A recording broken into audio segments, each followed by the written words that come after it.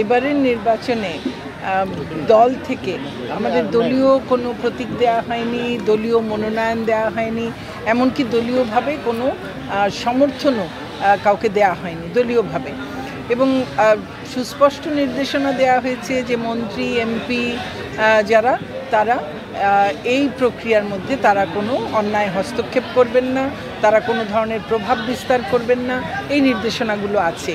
তো আমার যেটা আহ্বান থাকবে, কারণ যারা দাঁড়িয়েছেন তাদের প্রায় সকলেই একই আদর্শের মানুষ, কাজেই দিন শেষে এই 21 তারিখ নির্বাচনের পরে এরা তো সকলে একই আদর্শের মানুষ, আবার এরপরে পরবর্তী কোনো একটা নির্বাচনে আবার সকলে একপক্ষে হয়ে কাজ করবেন। কাজেই তারা কেউ যেন এমন কোনো কাজ না করেন যার জন্যে পরে একটা বিব্রতকর পরিস্থিতিতে পড়তে হয়। তারা যেন একে অন্যের বিরুদ্ধে কোনো ধরনের বিষোদ্গার না করেন। প্রত্যেকে যার যার প্রার্থী তার নিজের যোগ্যতা সম্পর্কে বলবেন, মানুষের কাছে ভোট চাইবেন, এবং কোনো নেতাকর্মীকেও তারা যেন অন্যায়ভাবে কোনো চাপ প্রয়োগ না করেন তাদের পক্ষে যাবার জন্যে।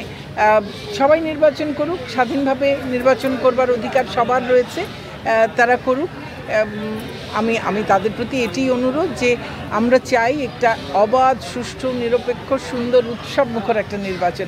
আমি বিশ্বাস করি 21 তারিখ ঠিক সেই রকমের একটি সুন্দর নির্বাচন হবে। ওয়ালটন ফ্রিজ কিনে অনেকের মতো আপনিও হয়ে যেতে পারেন মিলেনিয়াল। সেরা পণ্যের সেরা অফার।